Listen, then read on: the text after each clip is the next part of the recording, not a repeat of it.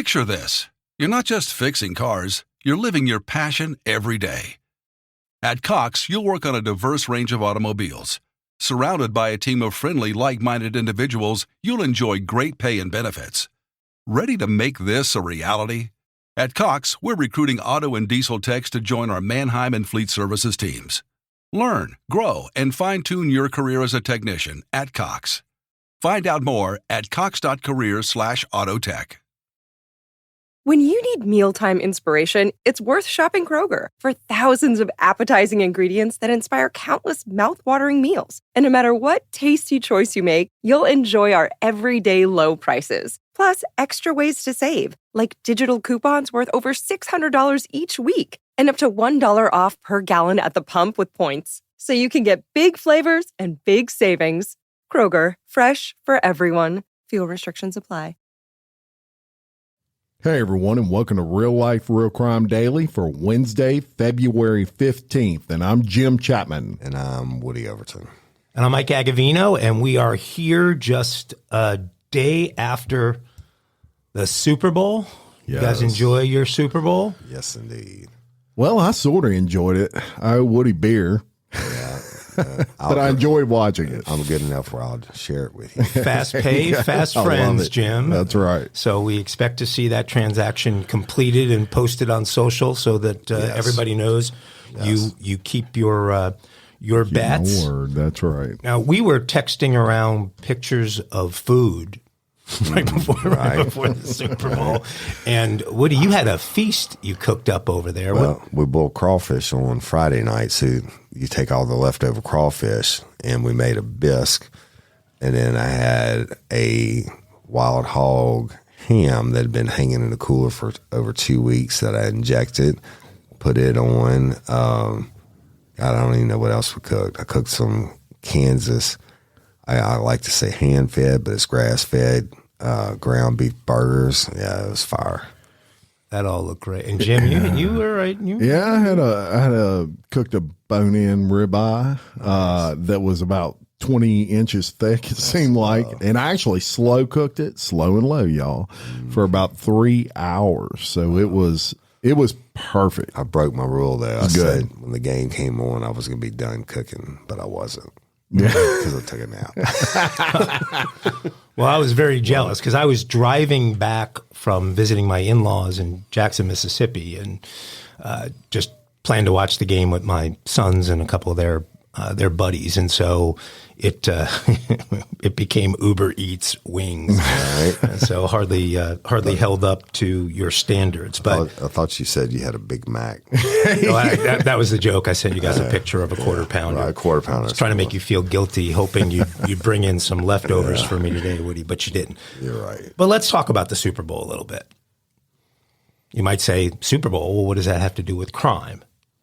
Well, I think there were some major crimes committed during the Super Bowl and around the Super Bowl, and we're going to talk about a few of them. So number 5 on my list of the 5 biggest crimes of the Super Bowl is concession prices. This is stupid. At the Super Bowl. It's insane. That beer costs more than the most expensive strip club. Not that I've ever been there to one any. But if you were to go, I'm not paying $24 a beer. Well, let's just run through just a couple of menu items. So this is standard concession inside of State Farm Stadium in Glendale, Arizona during the game. You would pay $25 for a Bud Light or Michelob Ultra. Those are 25-ounce beers that they are selling in these special commemorative cups. $25. $22.50 for a cocktail. Mm-hmm. If you want to spice that up with a premium or a second shot in it, you're looking at $30 for a single cocktail. This was the one that I thought was just the most egregious. $17 for a chili cheese dog. That's love. Best. I mean, what do you think? That chili cheese dog better do something sexual. What do you think the actual cost to deliver a chili cheese dog? Probably $1.25. I can tell you how much the beer is. A regular 16-ounce Michelob Ultra in a can, the aluminum can costs $1.87. Now, out of my 2 kegerators, it's only 37 cents for 16 ounces. There you go. And it tastes much better. It definitely tastes better. You have to be in the volume consumption business for all that. We go through a keg a week. Yeah. That's like a fraternity house. It really is. A frat house but goes. you know, at 4 kegs, the whole kegerator paid for itself. Yeah. There you go. Yeah. $6.50 for a bottle of water. That's so That's stupid. it. But it's Arizona mountain water. I mean, come on. Yeah, okay, right. Got to go all the way to Arizona to Colorado- get it. Colorado I River understand. I'll drink toilet water. I've yet to see any sort of estimate out there at the concession tally from the game, but I'll be on the lookout for that. So that's crime number 5. Crime number 4, ticket prices. Oh yeah, this is ridiculous. The average price paid for a ticket to the game was $6,800. A lot of people got raped.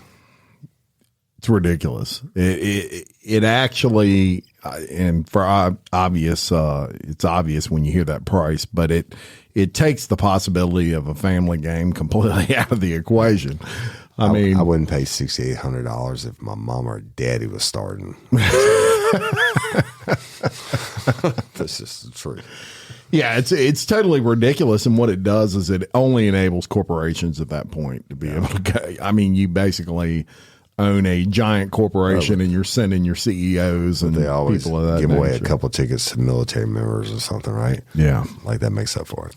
Yeah, so they'll do. The attendance was 67,827. That's capacity at that stadium. So even if you figure 7,827 of those overall tickets went to NFL employees, team employees, family, sponsors, et cetera, those are tickets that never saw any kind of a ticket market. That still leaves 60,000 tickets out there, and if those 60,000 averaged 6,800, that's north of $400 million in ticket sales for them. And they had to eat and they had to drink something. Yeah, oh yeah, and they had to get there, Right. And they had to stay hotel somewhere rooms, while they were there. Can you imagine how much the hotel rooms are? We should have looked that up too. No, they got to be $1,000 a piece. Look, the concessions. The concessions alone probably generated, I would say, at least another 20 million, 30 million. Yeah, if you're not there on a corporate expense account, I mean, if you're not there for that reason, it's a serious dent. I actually saw a couple of people on one of the pregame shows. These were Chief fans that came out from Kansas, drove, stayed for all the festivities leading up to game day, and then drove back to Kansas on Saturday. I've actually done that in my younger days when it was at the Superdome. So my family, the running joke is, I say I was there for that Super Bowl. They said, were you there or were you inside? Well, I was outside naturally. Yeah. Couldn't afford all the other shit. Look, I used to that go to LSU games when I was younger, and I would tailgate all day and not have a ticket to the game. Yeah. Well, I mean, this tailgate is was like, part of it. This is just crazy. It reminds me when I was broke, going out for the night, I'd get a 12-pack of beer and drink the whole thing before I went out. So I only had about like one beer. That's right. That's right. That's the way to do that. Good strategy. So y'all may be wondering, like, how does the NFL, obviously they don't sell these tickets at $6,800 a piece. So just to give everybody an idea of how it typically works, the NFL has a lottery and they'll do 500 pairs. So 1,000 tickets via this lottery. You basically sign up. They don't give you the tickets for free. You still have to buy them, but you get the ability to buy those at face value. And you get kind of right of first refusal. So face value is about $1,000 for a ticket. Now, 25% of those tickets, the NFL takes great pride in holding those back.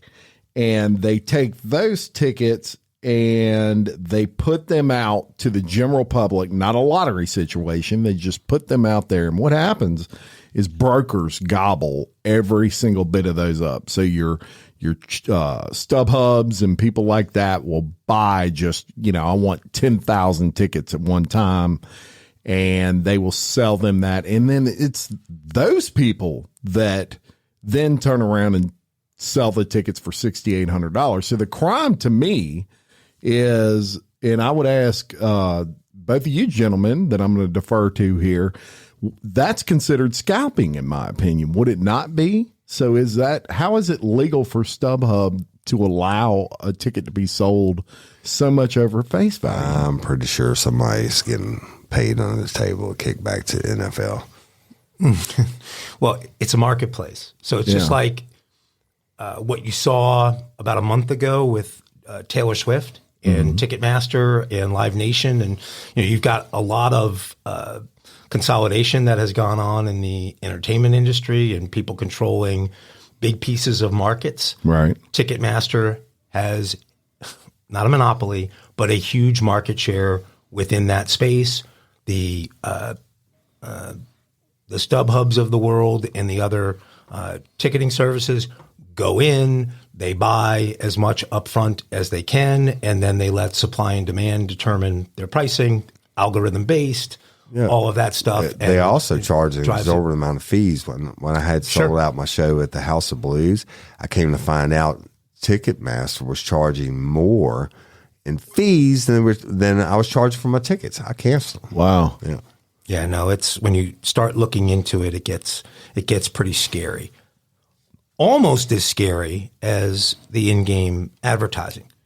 So the average cost of a 30-second ad in this year's Super Bowl was right at $6.5 million. Yeah. And the audience was roughly 100 million people for the game, which that's one thing that this game still does. It's probably the only thing that exists anymore today where you can have an audience that size at one time, a shared experience, if you will. 100 million people all watching the same thing at the same time with as much fragmentation as we have and the proliferation of choice across most days of the year, days of the week, hours of the day. You never see audiences remotely resembling that. The NFL in 2022, I believe, had 72 of the top 80 ranked individual television events of the year were NFL games. So NFL has this lock on audience that nothing else. It's part of our culture. Nothing else can bring together. But it used to happen with the Oscars, and it used to happen with the Grammys and things like that. It happened. I think the MASH.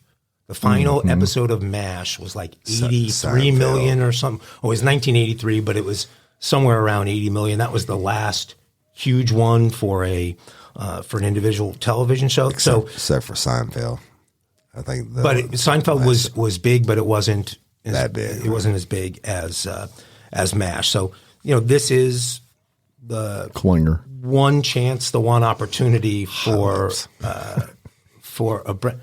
How can your favorite MASH characters be Klinger and Hot Lips? Well, wait, I'm the old one here. You guys are talking about. I've seen every episode of MASH. Just watch my black and white television. Okay, moving right along. So there are about 60 ads in total during the game, right? That the network controls. You also have some local ads that the local Fox affiliate would have controlled on their own, but for the network itself, 60 ads at $6.5 million for each one is another $390 million. Right. And so the money is adding up pretty quickly here. So a crime in terms of the price of the ads, and then I would argue the larger crime would be the quality of the ads. You guys, any ads that stuck out to you as the one you liked the most, the one you disliked the most? Any strong feelings? Absolutely not. Most of the time when the ads came on, I was running out to check my smoker. Okay. Yeah, I mean, the Google Pixel ad ran. Yeah, I did not care for that. For those of you that may have missed that one, it was a ad basically promoting the Google Pixel phone that has a new feature that basically allows users to remove unwanted visual elements from their phone. So, i.e., cancel friends that are no longer friends that you don't want in your picture. Right. Just wasn't a big fan of how that ad was put together, and just hated it. To be honest, I thought it was a waste of money. I don't know anyone who owns one of those phones. Do you guys? I don't either. I don't personally. I mean, they've spent a fortune in marketing. I mean, it's Google, for crying out loud. You would think they would have figured out a way to get some market share for that phone, but I don't know anybody who's got it. If you are a Real Life Real Crime Daily listener that is a loyal Google Pixel user, we'd love to hear from you and talk about it. I have to say, I love him normally in most things he does, but when your persona is to be, kind of an idiot. Rob Gronkowski's thing, as we've come to, they've marketed him as an idiot. Even Tom Brady has marketed Gronk as an idiot. And now we've got this situation where Fox is putting him on their pregame show. I've yet to hear, a real lucid analysis of something going on in the game coming out of Gronk's mouth. It's all sort of Gronk. And they put together this FanDuel thing where he's going to kick a field goal for somebody to win $10 million. Yeah. Okay. Well, was it $10 million? I think it was $10 million. I think it was 10,000. It was 10,000. Yeah. I can't keep up. Can't be 10 million. Well, first of all, I thought the way that they were marketing, I thought it was going to happen like, you take the half-court shot at an NBA game. Like they were going to stop in between the third and fourth quarter of the Super Bowl, and Gronk was going to come out, and 70,000 fans were going to be booing Gronk, and he was going to, kick the field goal. But it wasn't. It was a live commercial from some other location where he attempts the kick. It lost a lot of the luster that I thought it would have had, but he also shanked the kick and missed it, and any sort of. But he saved $6,800 on a ticket for the game, and that is Woody's outside the box thinking right there. That one was a loser. Spark something uncommon this holiday with just the right gift from Uncommon Goods. The busy holiday season is here, and Uncommon Goods makes it less stressful with incredible hand-picked gifts for everyone on your list, all in one spot. Gifts that spark joy, wonder, delight, and that's exactly what I wanted feeling. Hey, y'all, I ordered a super cool piece. It's a candle with a sculpture of LSU's Tiger Stadium on top of it. And each officially licensed laser-cut wooden replica features up to 4 layers of detail, creating a bird's eye view of a specific football field, seating section, and more. And every label includes your stadium's name, the team's logo, and school location. And it has a coconut, soy, vegan wax infused with sandalwood smell that creates tailgates and touchdown scent profile, reminiscent of game day. It's invigorating like fresh cut grass and nostalgic like smoke from a pre-game grill, and calming like the crisp autumn air of a new semester on campus. Y'all, I love it. I have it at the base of my TV, and I'm ready to watch the Tigers play on Saturday night, right?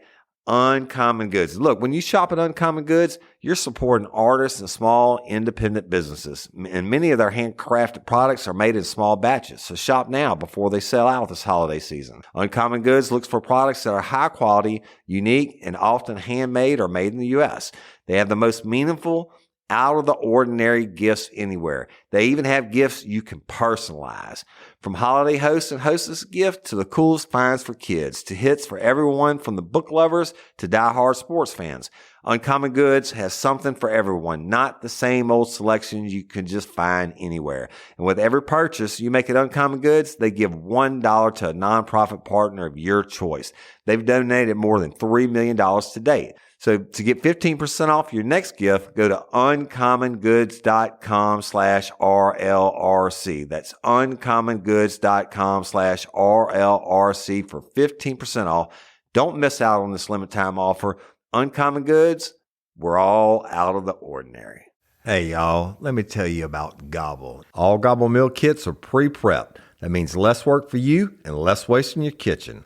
Their meal kits include everything you need so you can save time at the store or just skip that trip entirely. I got the box in and I had 3 different meals. I had a Kung Pao chicken, crispy fish tacos, and a beef bourguignon, however you say it. But let me tell you about the classic beef bourguignon. Look, it came with beef pot roast and a beef broth concentrate, red wine demi-glace, cremini mushrooms, cipollone onions, mashed potatoes, baby carrots, and rosemary thyme butter. It was so easy to make. Literally like 15 minutes it took Cindy. And let me tell you something, and all the dishes were fire, but this thing was like a taste explosion in my mouth. It's just unreal. We've got to spend more time together and more time doing the things we love because everything came in this one single box right to my door. So see what a difference Gobble will make for your household. Right now, they're offering my listeners a fantastic limited time deal. You get $120 off across 4 boxes plus free shipping and free cookies. And let me tell you, those cookies, I ate one that was sin-baked and it was delicious. Go to gobble.com/reallife.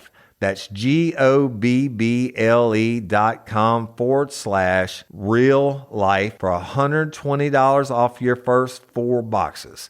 This offer is not available on the home site, so don't miss out.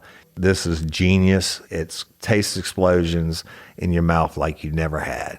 Let's go to ones we liked. Were there any that we liked? I do have one that I actually like, and I know it's been discussed, but anything with my girl Jennifer Lopez, she wanted a glazed. Evidently, I said something about her working out and her abs at 53 or 55, however she is, and you said what she works out like 12 hours a day, which is 10 hours more than you do, Woody. I submit that's probably 12 hours more a day than I do. But anything, ever since she was on In Living Color as a dancer when I was like 20, 21, been in love with her. My wife knows that. I'm not saying anything. Jenny from the block. Even Anaconda? Yeah, well, you know what? I watched it. Didn't mean I loved it. Not a J-Lo guy. I loved the Ram 1500 Rev ad. Absolutely loved it. They're big on electric vehicles. So, yeah. Lots of EV stuff. Yeah. So, for those of you that may have missed that one, what they tried to do with this commercial was mimic a erectile dysfunction ad. And the the whole notion of the ad was premature electrification.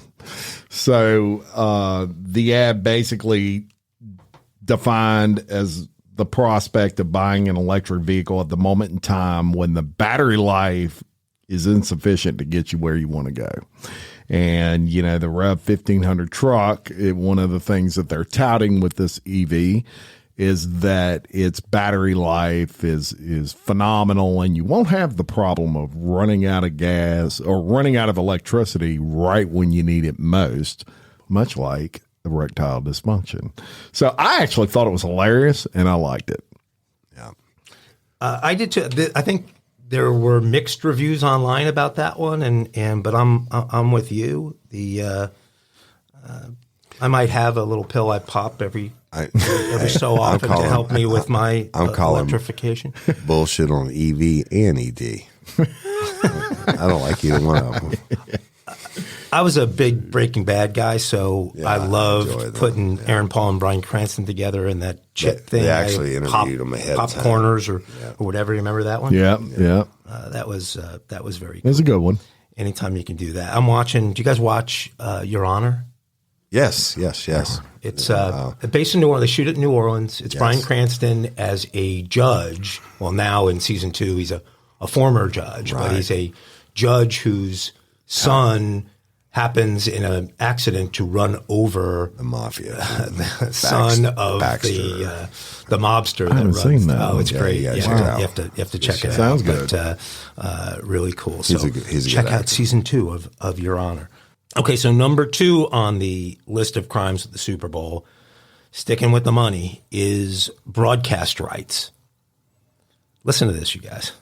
So NFL rights from 2006 to 2013, that contract or that series of contracts, because you have multiple networks that they distribute their content through, was $20.4 billion. So $2.55 billion a year from 06 to 13. Then the next contract they signed, or contracts, were 2014 through 2022, $39.6 billion or $4.4 billion a year. So that's a nice raise from $2.55 billion a year to $4.4 billion a year. And the brand new contract that runs from 2023 to 2033 is for $110 billion. It's $10 billion a year, more than double what the contract they just rolled out of was. I mean, it's crazy. And you wonder why these quarterbacks are making $50 million a year. You see it right there. Okay, so I'm going to give a couple honorable mentions as crimes of the Super Bowl. I have to give the halftime show, I'm sorry, an honorable mention as a crime of the Super Bowl. I mean, I'm sorry, but number one, tell us she's pregnant. She is. Yeah. I know, but tell us ahead of time. There's. Well, I knew that. You don't follow her on Instagram? Shit. I could I learned I like me some Rihanna now. I learn things about Jim every day. I'm a Rihanna I was fan. outside barbecuing. Okay, Woody's barbecuing. You already know because you watch her on TikToks, Instagram. whatever. Yeah, but that's right. For most of America, there was the surprise of her being pregnant. There was the issue of putting a pregnant woman on these little platforms 150 feet in the air. Shout out to her for doing that. And I mean, that, look, I'm not even scared of heights really, and that would have freaked me out. Okay. So give it to her on that. Here's the thing. If you're, I don't know how many months pregnant she is. She appears to be fairly, Jim, from her I want to TikTok, say that you know? she's had the baby. She No. just had it. She did just have a baby. Okay. She got pregnant right away again. Oh, I got you. I didn't know that. So you're maybe not that up yeah, to speed on her no. TikTok. Yeah. So this is a new pregnancy. Okay. And the thing is, Same daddy? I don't know. I don't know. Baby daddy? Okay. Just the imagery of a pregnant woman doing the crotch grabs, and then she did a crotch I did grab. see her grab her ass No, once. just Yeah, she when I did was that coming too, in but and she out. did a crotch grab in the beginning, and then fingers right up Oh, to her come on. nose. Man. Yeah, She did sniff do that. checked. So did that. is that She did that. I'm really close to my baby? Bro, why And isn't that a fucking crime? That's what You this just is sniff honorable- check your baby? She did a sniff check with a baby your in there. baby's house? I gotta go.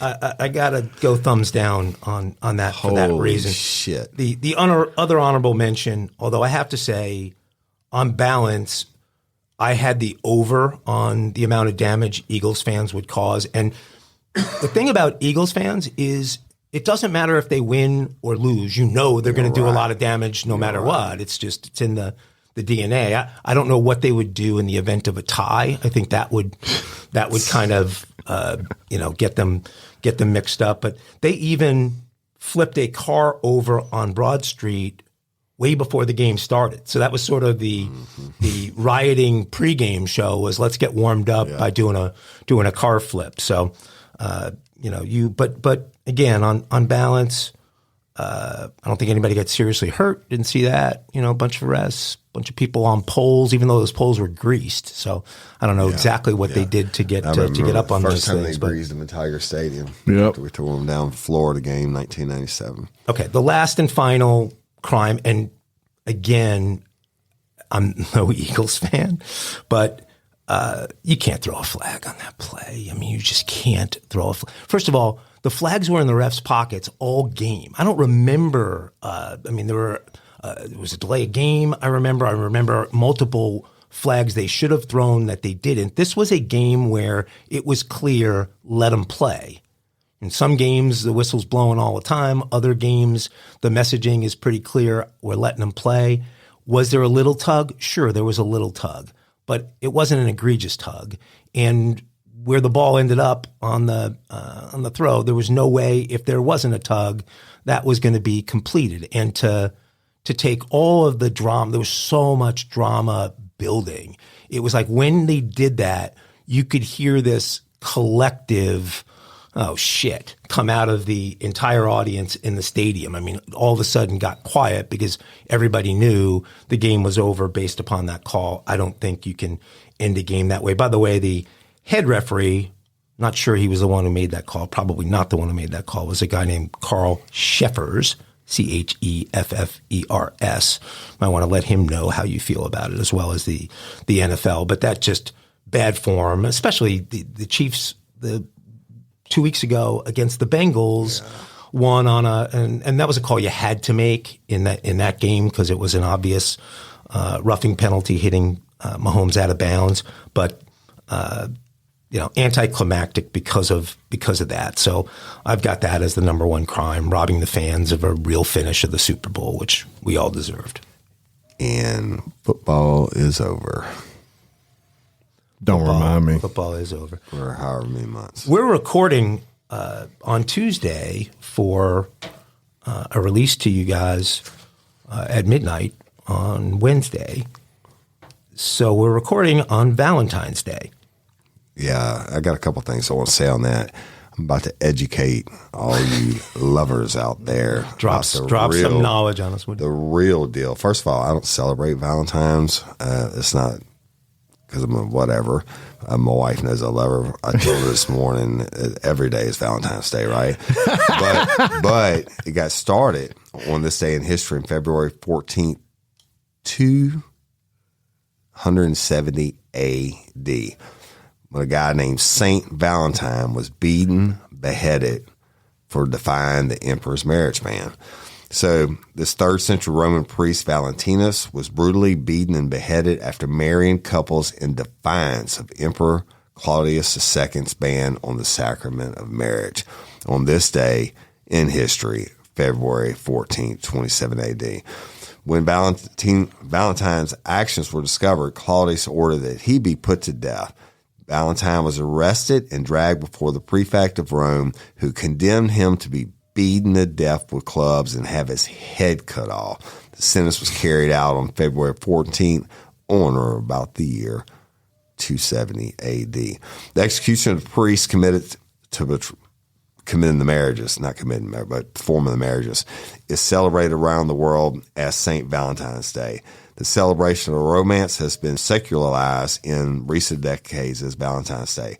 The holiday's association with roses and romance stands in sharp contrast to St. Valentine's grisly execution, or the contemporary fixation with the saint's dismembered body parts.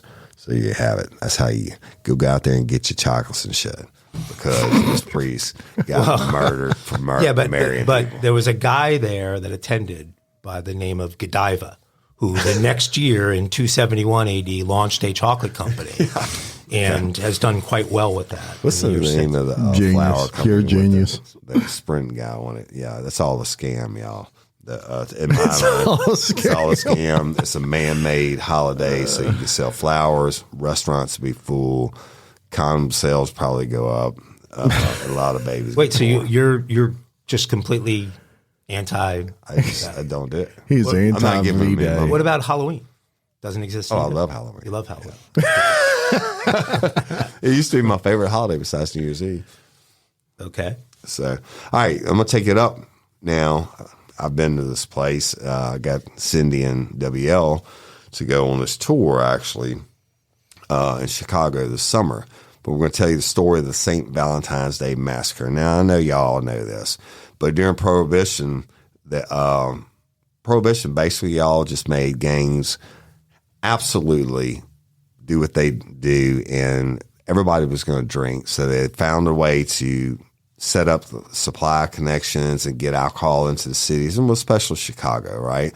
So Chicago became one of the largest centers for gang activity in the country, and gangs ruled the streets. Of course, everybody knows about Al Capone. Al Capone wanted to run all his shit together and eliminate his rivals in the illegal trades of bootlegging, gambling, and prostitution. They had a rash of gang violence, but it reached its bloody climax. I don't think those two words should be used together. I was just Bloody thinking the climax same thing. in a garage on the city's north side on February 14th, 1929. On that morning, 2 men dressed as policemen entered a warehouse, lining up the 7 men inside of front of a wall like it was a raid. The men, joined by 2 others dressed as civilians, pulled Tommy guns and other weapons from their jackets and opened fire. 70 bullets later, all 7 were dead on the floor, soaked with blood. But y'all, this was no raid gone wrong. The warehouse on Clark Street was used to store liquor by George Bugs Moran. His Northside gang was a thorn in the side of Al Capone, and basically Al Capone, eliminate Bugs Moran. The 2 gangs had been at odds for months. Moran's gang hijacking Capone's shipments, killing his allies, and providing competition for businesses. By 1929, tension between the 2 gangs had reached a boiling point. And when the news of the crime broke later that day, all suspicions fell immediately on Capone. Frank Hock Gusenberg, Moran's enforcer, was the only one still alive when the cops arrived at the garage, the real cop shop, but refused to reveal anything before he died from his injuries several hours later. Moran himself, who wasn't at the warehouse at the time, said that only Capone kills like that. But it is suspected that Moran was the intended target of the massacre, but he arrived later than the others and saw the fake police officers entering the warehouse and fled the scene, thinking it was a raid. I submit he ran like a little bitch.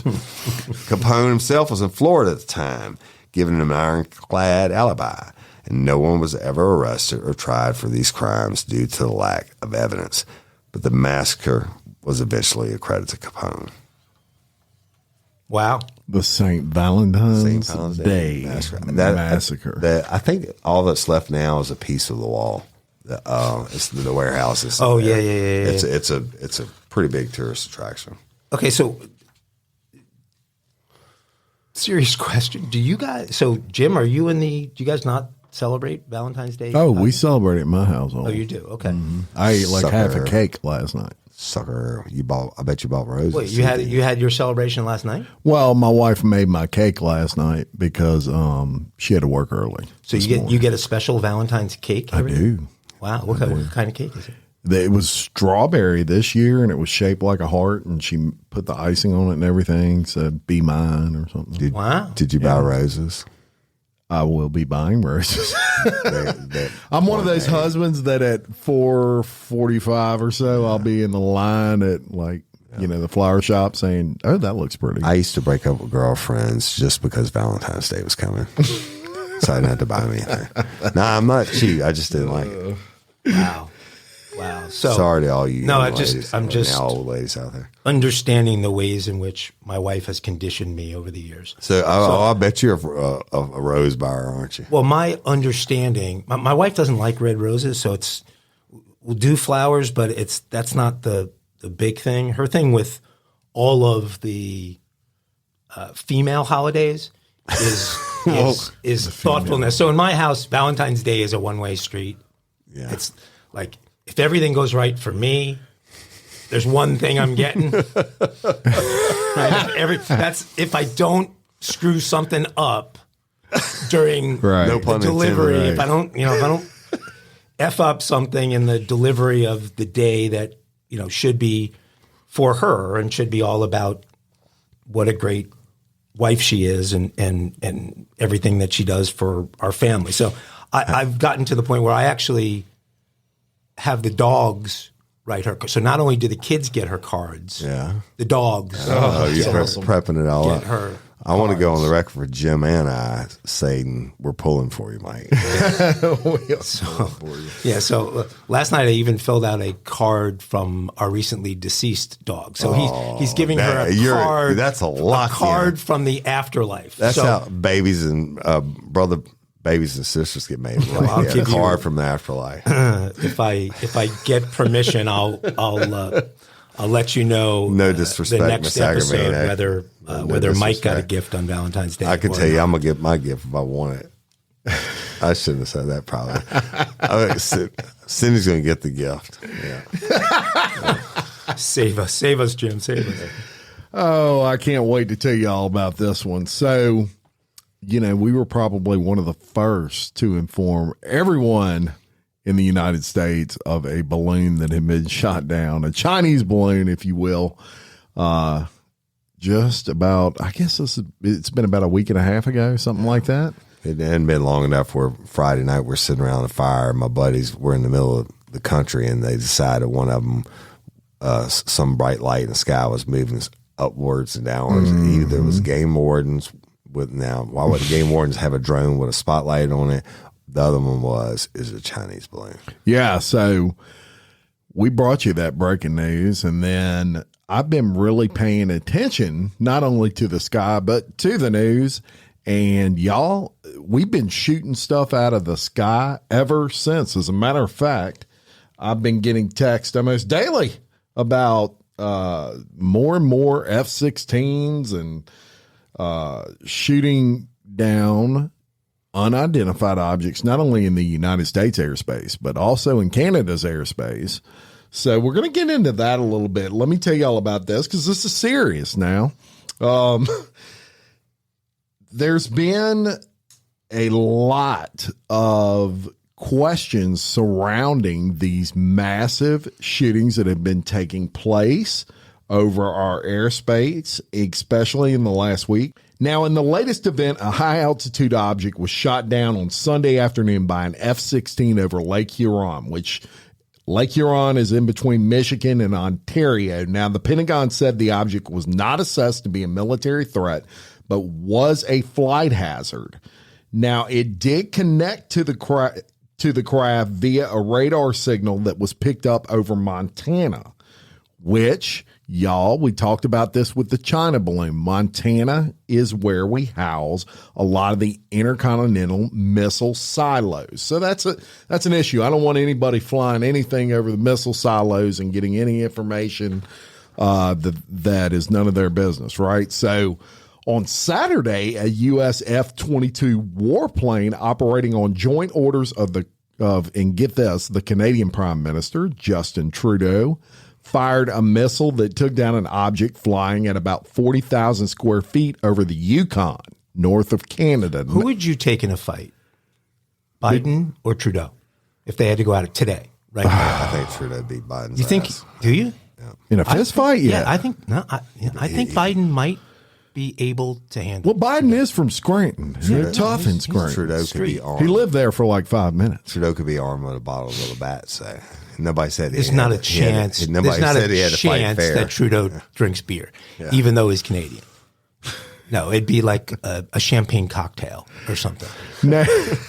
Now you may ask yourself though, why are we shooting down, objects over the Canadian airspace? And there's an expense to that. These missiles, they're about $400,000 each.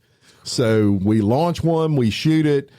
We're giving $400,000 to Canada. Well, as Mike made clear earlier, when we were talking off camera, Canada don't have no missiles.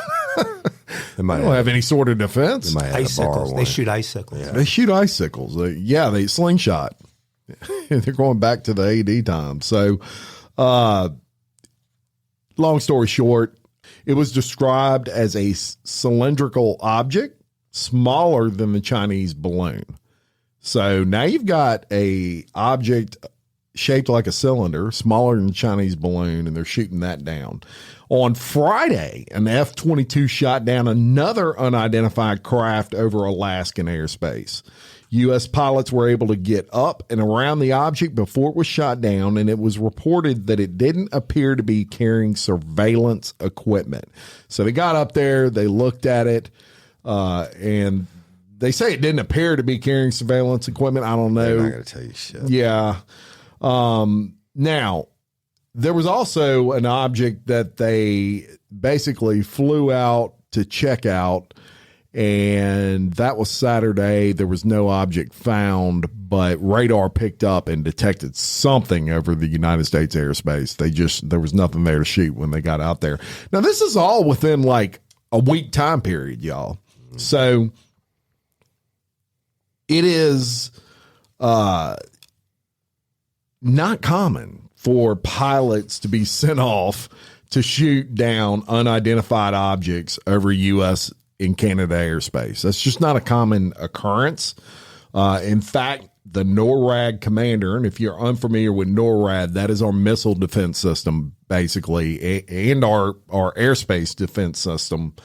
So the commander of that, General Glenn Van Herrick, said recent objects shot down were likely the first kinetic action that NORAD or the U.S. Northern Command had taken against an airborne object over U.S. airspace. And that's key. Hey, I got to interrupt you on this part. I'm fucking up your jam, but China just came out today. Their spokesman has said the United States military is trigger happy. So you're saying we hadn't done it. They're saying that's all we do.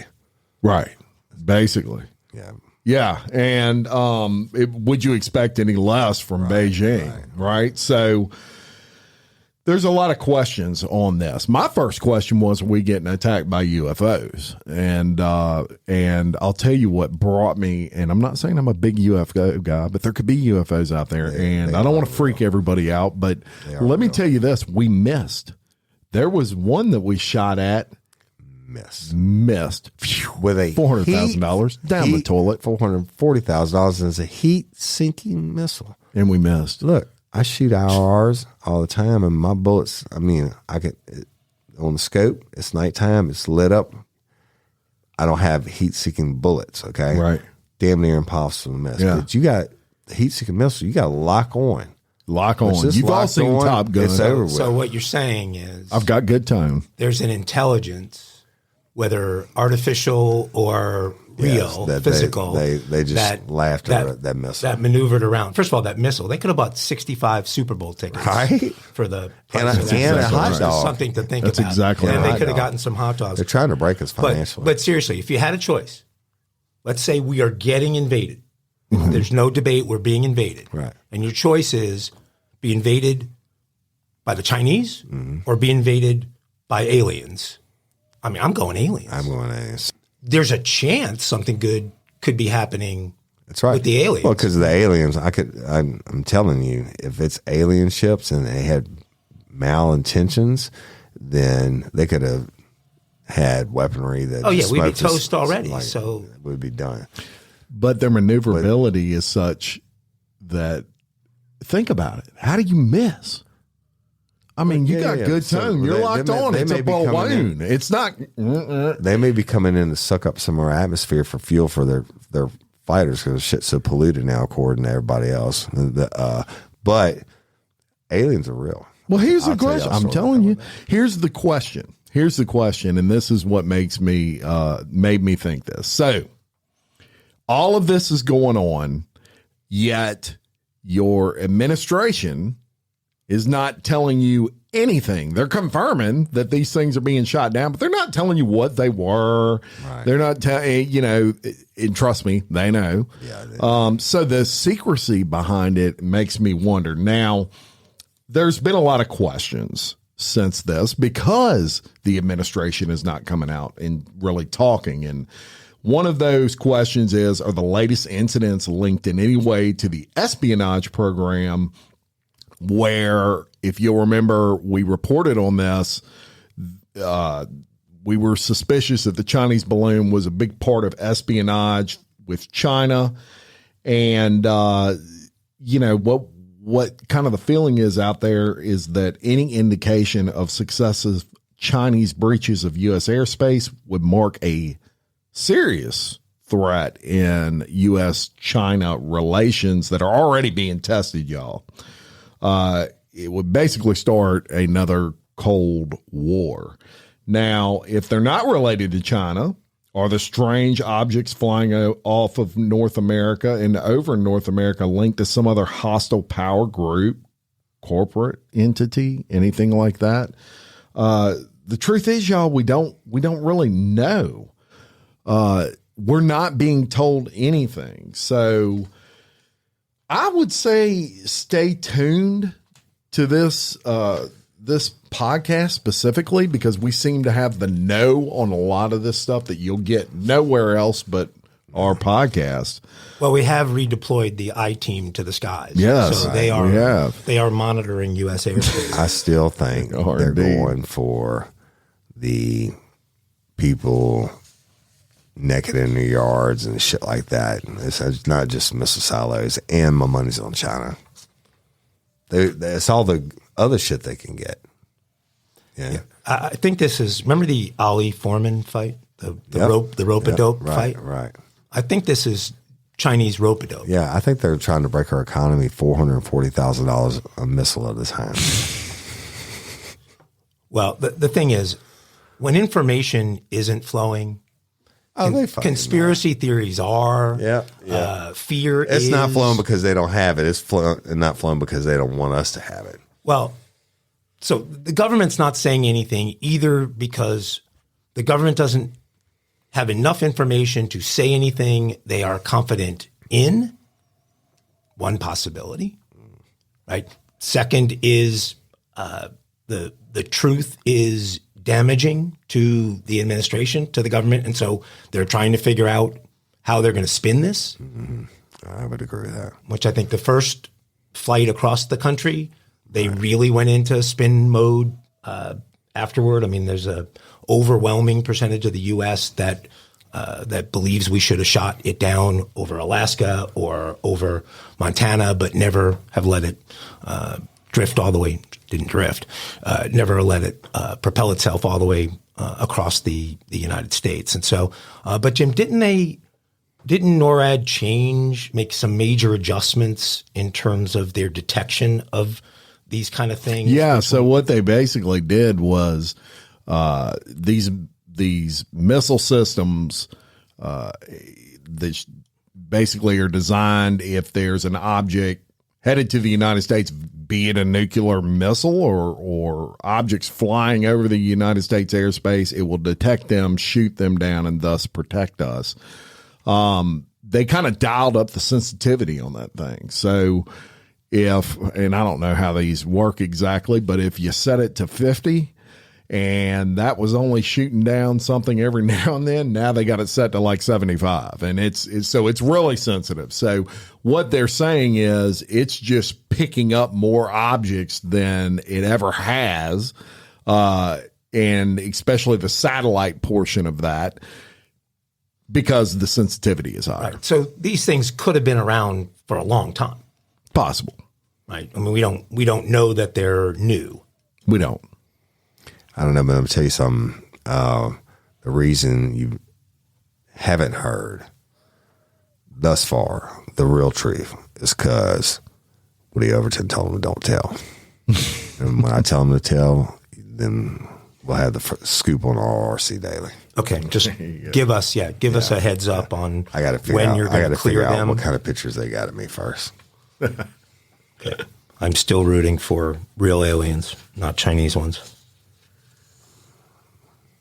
And hopefully they can cure cancer.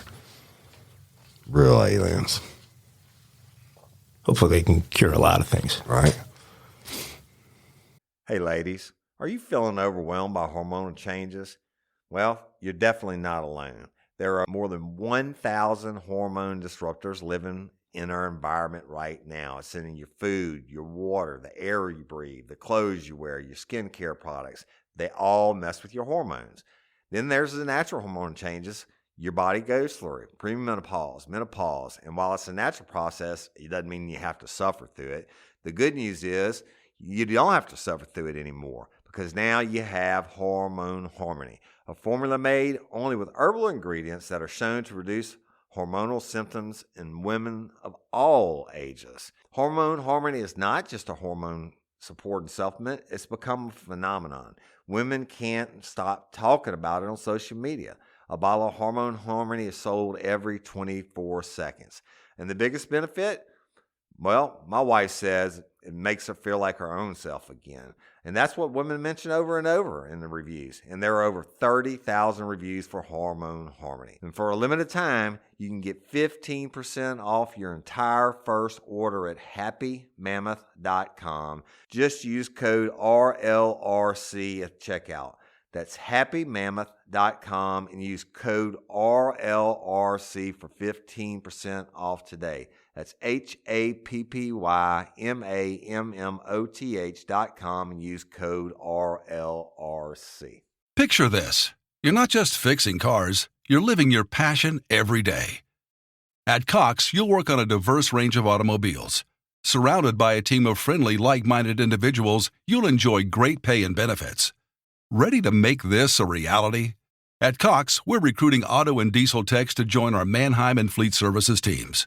Learn, grow, and fine-tune your career as a technician at Cox. Find out more at cox.career/autotech. Boom, Jim. So last week was week 3 of the Alex Murdaugh trial. And if you remember last week when we talked to you about it, we let you know that the Judge Newman, had just ruled that all of this financial crimes-related evidence was going to be admissible. So they had a number of witnesses that had testified without the jury present. The judge made the ruling Monday, and it's Judge Clifton Newman, and what he said is, quote, "I find jury entitled to consider whether the apparent desperation of Mr. Murdaugh, because of his dire financial situation, threat of being exposed from committing the crimes for which later charged with, resulted in commission of alleged crimes." In other words, the prosecutions need to establish motive, and that motive, according to the prosecution, being these financial crimes. The judge viewed that it was in the people's interest, it was in the jury's interest to make these testimonies admissible. So that was the big bombshell that got dropped last Monday. There were a number of really weird things that happened. There was a bomb threat in the middle of the week. There was a bomb threat on Wednesday. They had to shut the courtroom and let the jurors out and put Murdaugh wherever they put him. And it was like a 3-hour delay before they realized it wasn't a credible threat. But there were a handful of really meaningful things that went on. So I'll highlight a couple of the most significant ones for you now. And what we understand is likely is that the prosecution will rest their case Wednesday, Thursday, something like that, and that it will take at least a week or so for the defense to present their side. So we're now looking at somewhere around the end of the month before we can expect any kind of a jury verdict here. But a couple of other big items that came out. So Shelley Smith was Murdaugh's mother's caretaker, assistant, whatever you would want to call her. And if you remember, Murdaugh used as part of his alibi that he traveled to his mother's house that night, the night of the murders. And so Shelley Smith testified that he did come to the house, that he stayed between 15 and 20 minutes. He had claimed to have been there 40 minutes. So we've got 20 minutes unaccounted for. But the even larger issue that she testified on was the existence of, she called it a tarp, a blue tarp, but it's actually a blue raincoat that Murdaugh left at his mother's that night. That raincoat was taken by SLED last August, I believe, and a SLED investigator by the name of Megan Fletcher testified last week that the raincoat found at the parents' house was tested on October 5th of 2021 and tested positive for more than 30 particles of gunshot residue on the inside. Fletcher called that a significant amount. Woody, your experience would that be a significant amount? I think that is significant, but what's more significant is it wasn't on the outside. You know why? Because it's a raincoat. He washed it off, but he didn't wash out the inside. Correct. Or she supposed that he might have been wearing it inside out. I don't know why he would wear it inside out. I don't think so. But I mean, if you're standing over someone you're shooting and it's open, you're going to get the particles on you anyway. The outside, but you would not get GSR on the inside without blood spatter on the outside unless you washed it off. Repeatedly last week, 3 or 4 different times, the defense tried to get testimony thrown out or tried to go for a mistrial. They were all over the place and showed desperation at certain points in time, slamming fists down on tables, etc. There was a bunch more testimony on the financial side of things. So Murdaugh's CFO at the old law firm testified. A lot of this, I guess, going to his character. Jean Seckinger is her name. She testified that Alex manipulated people into settlements and clients into liking him. Quote, he did it through the art of bullshit. So she basically said he's a mover and shaker, major bullshit artist. Focus was put on this $792,000 in fees that were never paid to the firm, and instead were paid directly to Murdaugh. That's where his friend Chris Wilson testified that he never got the $192,000 that was part of that $792 back from Murdaugh. So you have former best friend, you have CFO, you have everything that went with the former nanny Satterfield and her kids. You have all of these financial crimes mounting. You also had testimony from Tinsley, who represented the family of the girl that was killed in the boat accident, and so it all piled up all week. The other big thing that came in was a bunch of telematics data out of his SUV. I happen to know a little bit about this because I explored at one point in time using some of this data to project audiences for radio stations and basically for in-car entertainment. And it's amazing what systems like OnStar are tracking in real time in these vehicles. Literally, if you change, if you move your seat back, if you move the tilt of the wheel, if you change radio stations or audio sources, if you push in a cigarette lighter, every one of those things is tracked by the telematics system. So if someone gets in your car and drives it and they readjust the seat and put it back to a degree where they would know it's not the main driver that's driving, they track that stuff. So, we talk about all the evidence coming out of the mobile phones here. Right. You also have evidence coming out of the telematics, and the biggest evidence there was the number of times his Suburban was put in park and then taken out of park and then put back in park, which would lead to some of what he would have had to have done at Moselle in order to get out of there and with bodies, et cetera. And so where sparks flied the most were during the testimony of a former housekeeper named Blanca Simpson. And this was on Friday. And she testified. So she worked directly with Maggie. They had a lot of help there, folks. Right. She worked directly with Maggie, and she testified, which I think would qualify as hearsay. She testified that Maggie was worried about money because of the litigation the family was facing with the boat crash. And so that I think would normally qualify as It's not hearsay if she told her that directly. If she just says I overheard her telling someone, but if she told her directly, it's not hearsay. Okay. Well, I don't know exactly what the objections were. So during the objection, and this was the other attorney, Meadows, was questioning Simpson.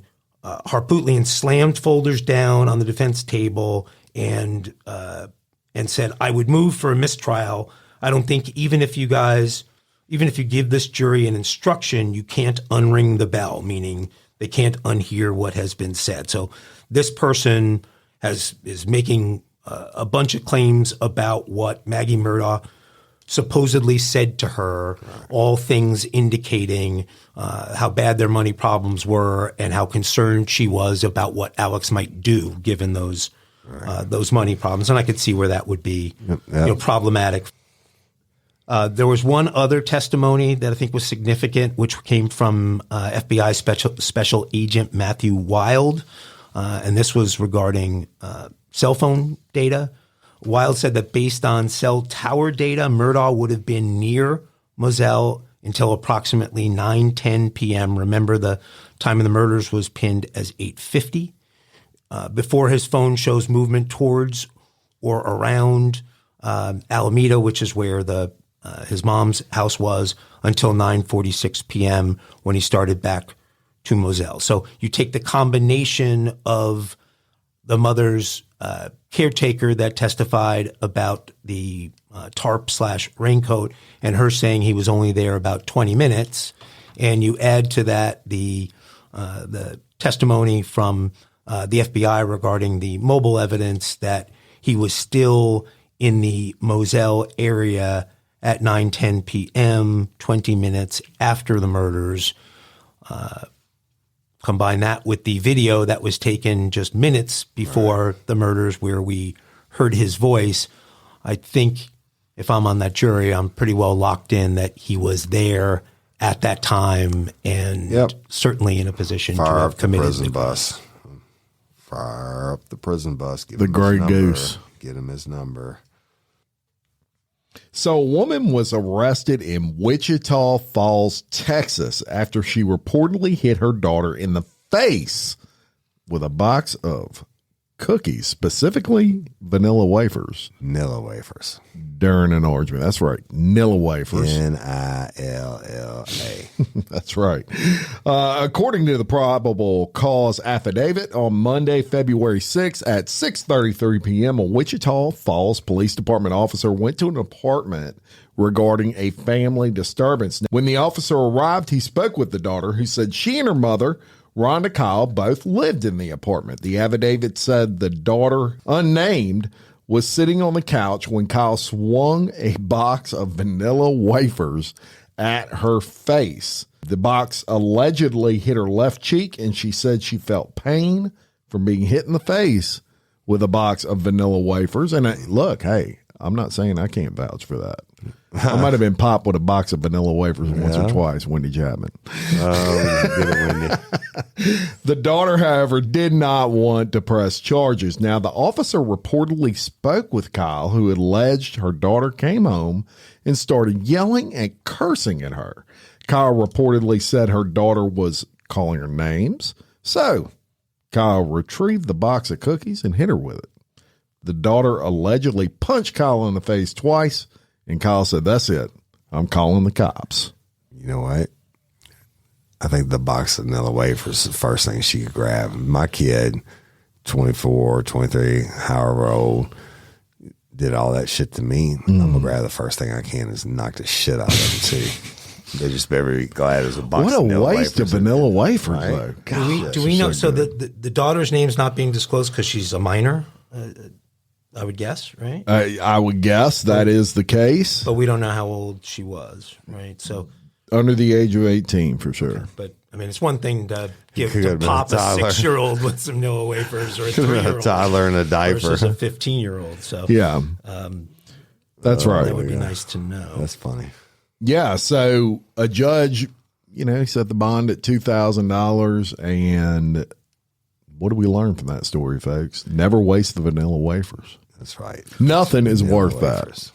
Wait, so the mother was booked. Yeah. That's Okay, right. but I thought the daughter didn't want to press charges.